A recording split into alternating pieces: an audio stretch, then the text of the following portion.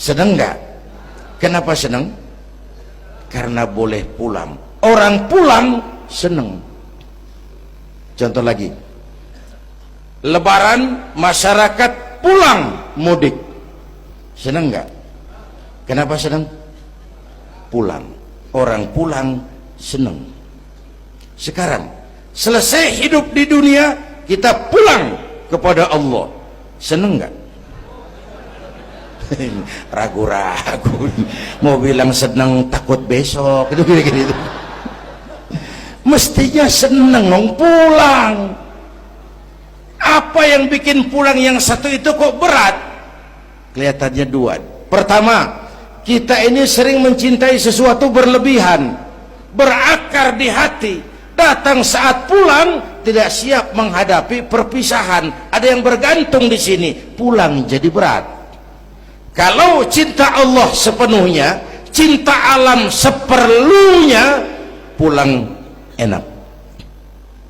Yang kedua, bekal nggak cukup, sengsara di jalan, pulang jadi berat. Nggak punya bekal kok pulang, itu nekat. Belum sempet sholat modar, kok berani amat nggak punya bekal pulang. Kalau bekal cukup, pulang itu menyenangkan. Kenapa? Itu satu keharusan. Iya, kalau umat-umat terdahulu umurnya relatif panjang. Kalau kita ini mencontoh baginda Rasul, beliau wafat umur 63 itu standar. Kalau mencontoh Nabi, jatah kita 63. Kalau malam ini kita sudah 50 tahun, tinggal 13. Waspada. Kalau malam ini kita sudah 62 tahun 11 bulan, udah jangan pakai pantangan, apa aja makanlah Pak, sebulan lagi tuh. Sebulan lagi, syukur-syukur dapat bonus. Dan saya bilang mati itu tidak pakai abjad. Kalau pakai abjad bisa nunggu, mati bang ngacak. Kadang-kadang kakeknya segar bugar, cucunya pahit. Kalau mati pakai abjad enak nunggunya. Tahun ini yang mati A, tahun depan B, tahun berikutnya C, lalu D, terus F, lalu G, lalu H. Saya Z. Repot saya, nggak ada yang ngurus, orang udah habis.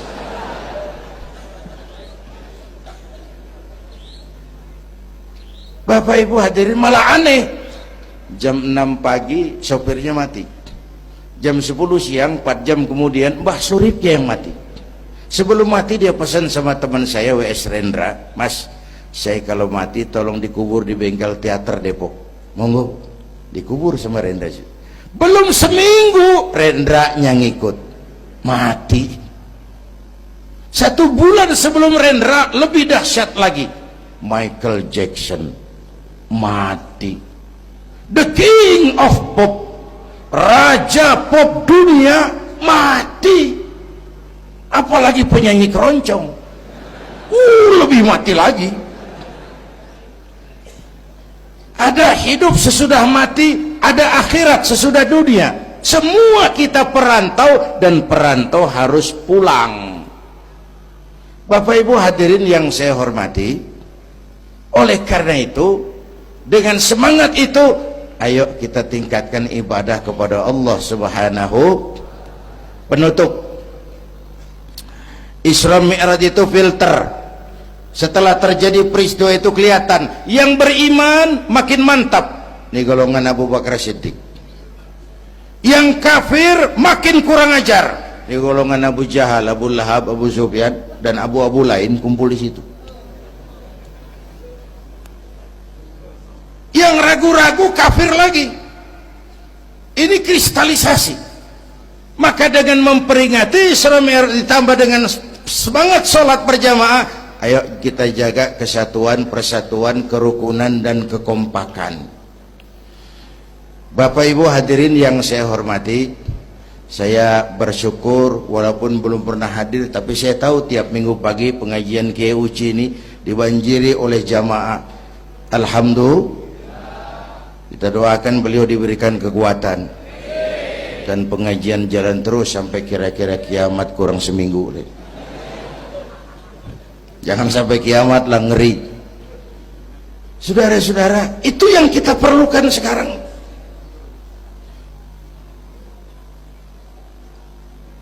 Menjaga semangat kebersamaan seperti diajarkan di masjid ini. Coba baik tinggali akhlak masjid. Siapapun masuk masjid copot sendal, buka sepatu. Kenapa? Tidak ada warga kelas 1 di sini. Semua sama di depan Allah. Ini masyarakat yang mau kita bangun. Lurah masuk masjid buka sepatu, rah. Camat masuk masjid buka sepatu, mat. Wali kota masuk masjid buka sepatu.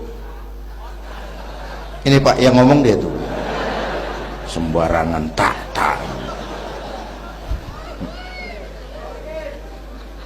Gubernur masuk masjid buka sepatu, Nur. Presiden masuk masjid buka sepatu, Den. Ini masyarakat yang mau kita bangun. Kan keadilan di negeri kita ini masih mahal. Hukum masih sering seperti pisau, tajam ke bawah, tumpul ke atas.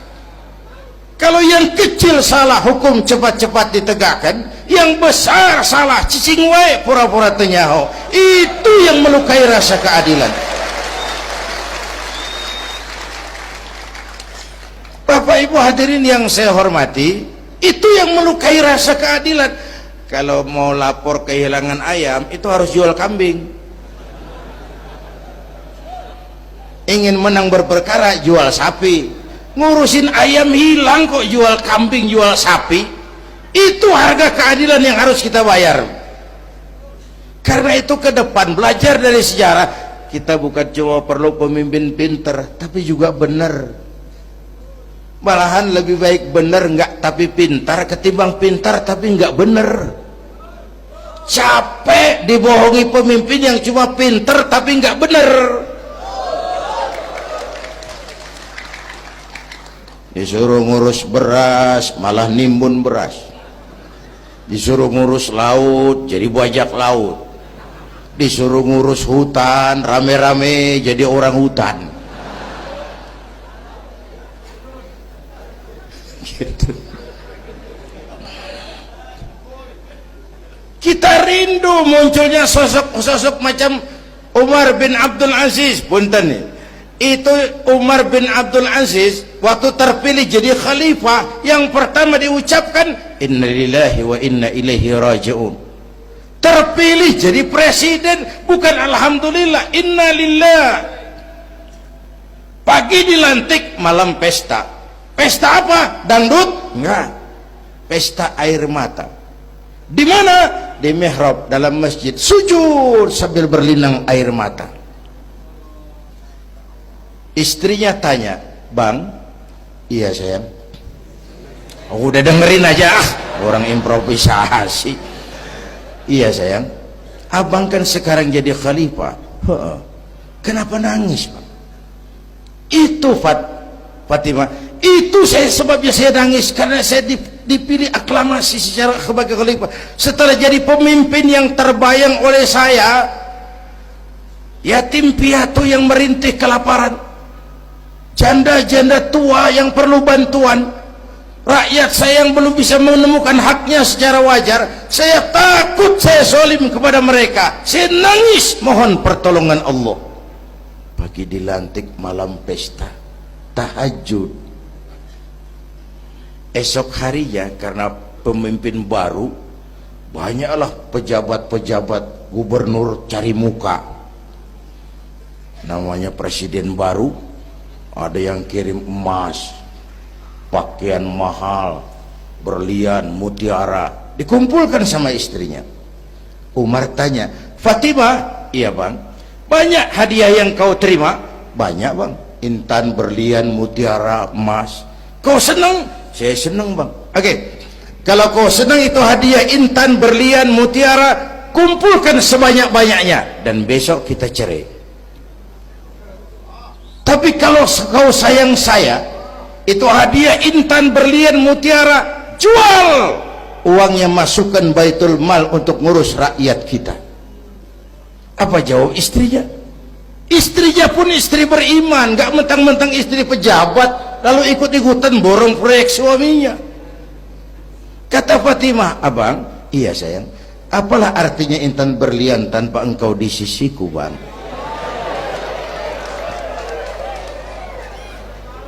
Jual sajalah, jual untuk ngurus kepentingan rakyat. Yang nyata-nyata hadiah pribadi dijual ngurusi rakyat. Jangan yang sudah nyata-nyata milik rakyat masih disunatan.